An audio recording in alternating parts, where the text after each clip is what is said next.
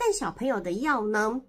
就是你到当地买，第一很麻烦，第二可能不够安全，你知道吗？就是因为你在当地，你可能你住的饭店附近，或者是你在游玩的附近，你临时会找不到药局，所以你临时会买不到药。那如果真的要找到药局了，那个成药，你的英文够好吗？你的日文够好吗？你可以保证你买的药是安全的吗？那个剂量你用的安心吗？好，那如果这些你都不 OK 的话，那你去找去直接去看医生的话，其实在国外看医生的那个医药费都非常的惊人，基本上都是几千几万起跳的，因为你在当地是没有当地人的那些医疗保险，都是几千几万起跳的。嗨，大家好，好久不见，好久没有就是上影片了。那这支影片的主题呢，是想要跟大家分享带小朋友出国呢最需要的几款常备药。大家都知道嘛，就是我儿子呢，从他6个月开始，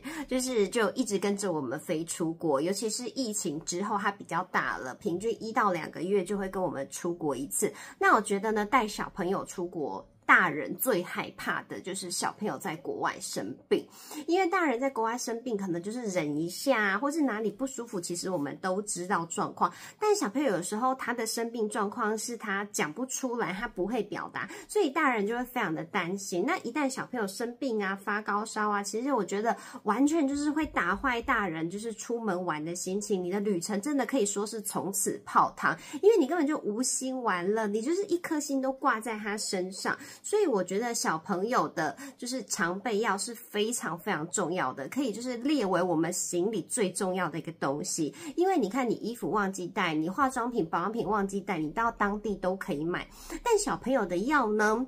就是你到当地买，第一很麻烦，第二可能不够安全，你知道吗？就是因为你在当地，你可能你住的饭店附近，或者是你在游玩的附近，你临时会找不到药局，所以你临时会买不到药。那如果真的要找到药局了，那个成药，你的英文够好吗？你的日文够好吗？你可以保证你买的药是安全的吗？那个剂量你用的安心吗？好，那如果这些你都不 OK 的话，那你去找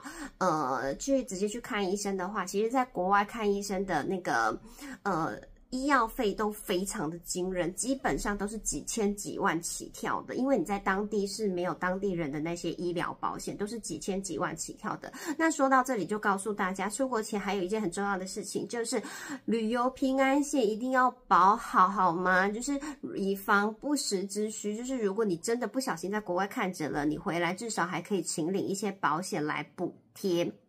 好，那今天呢，我要跟大家分享的这一些常备药呢，是每一次要出国前，我一定会带儿子去小儿科，请小儿科医生帮我开的药，不是我自己去药局乱买的哦。各位爸妈千万不要去药局自己乱买药，好不好？其实这一些是可以的哦，你是可以拿着你的健保卡，然后带着小朋友去诊所，跟医生说你接下来要出国，去哪个国家，大概去几天，那请医生帮你开一些常备药带在身上，医生呢就会开一些就是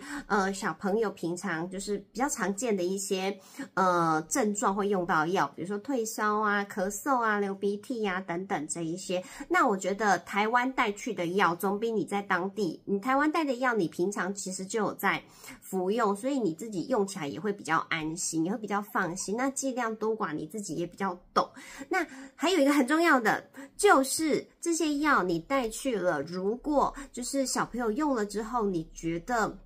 他的状况还是没有好转的话，我觉得这些药真的就是以备不时之需而已。如果用了之后，小朋友还是持续高烧不退呀，或者是你觉得他的状况跟平常不太一样，精神状况不好，或者是他的感冒好像拖了蛮久的，我觉得爸妈的直觉是最准的，请你不要迟疑，真的是立刻带去当地看医生，这笔钱真的就不要省了。我觉得小朋友真的比较重要，就直接带去看医生了。好，因为我不是专业的人士，我只是分享我的个人经验给大家。那就个人经验而言，我跟大家分享，就是我出国一定会带的，就是必备药品哈。小朋友最重要的就是退烧药，来第一罐就是退烧药，就是我们的耳熟能详的安佳热。那退烧药有2种，这个红色就是大家说最基本款的普拿疼。安佳热。那有一些是说安佳热退不下来的话，还有另外一款是比较高级一点的，就是依普芬，是依普芬，它是好像听说就是什么安佳热退不下来的话，就是会服用依普芬。但是对我而言啦，只要安佳热退不下来的，我都会直接带去看医生，因为我觉得安佳热退不下来，对我而言就觉得蛮恐怖的。因为我儿子从出生到现在，几乎安佳热他都退得下来，连确诊也是，就只有唯一一次他退不下来，就是之前在日本，他有一次支气管也很严重，烧到40几度，喝安佳热也才退到39，那一次我就觉得蛮恐怖的，所以我就立刻带去看医生了。好，那退烧药之外呢，然后小朋友就是感冒最常见的就是咳嗽，像我儿子上次在日本就是咳到一个炸掉，咳到就是半夜完全没办法睡觉，还咳到吐，那我们就需要这个咳嗽药，也是非常必备的习咳液。我不知道我的医生都是开习咳液给我，其他的医生我就不确定了，就是你们就是带去看你们就是比较常去看的小儿科医生，看他开什么药给你们。那既然有习咳液的话，我相信爸妈们一定都非常不陌生，都还会搭配这个小鸟药粉、化痰小鸟药粉这样子。那有的医生好像会开这个咳芬糖浆，这个好像也是化痰的，就是我刚刚在准备的时候看到的。好，那接下来就最常见的就是流鼻水嘛，流鼻水的话，医生就会开这个圣克敏液。那有的医生会开这个西普利敏，有的医生会开西普利敏，但是呢，因为我儿子喝西普利敏会非常的暴躁，就是有些小朋友喝西普利敏是会嗜睡，但是我儿子喝西普利敏是会暴躁，所以基本上我都会跟医生说不要开这个给他。所以我儿子的话，我都是喝圣克敏液，那圣克敏液可能就是针对一些流鼻水呀、过敏性鼻炎啊、荨麻疹啊或身体过敏，好像都可以用。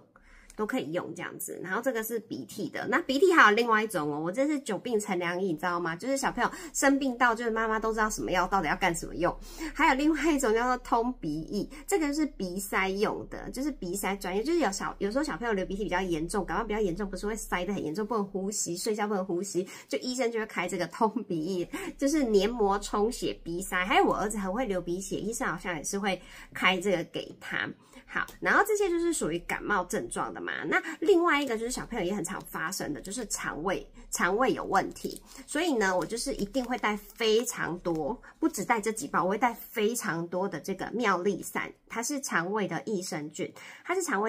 那医生是说这个也可以当保养用，所以呢，他平常就是像去东南亚的话，我一天就会给他一包，就是就算他没有不舒服，我也会给他一天一包当成保养。那如果他有不舒服，就是会说啊肚子痛啊、肚子闷啊什么的，我可能就是会再多给他，就可能照3餐给他这样子。但是这些就是比较轻微的状况。然后或者是有一点点拉肚子的话，我也会给他这个。那如果真的是已经拉到一个不行的话，就是有的医生还会给就是这种止泻药，就是会给这种止泻药。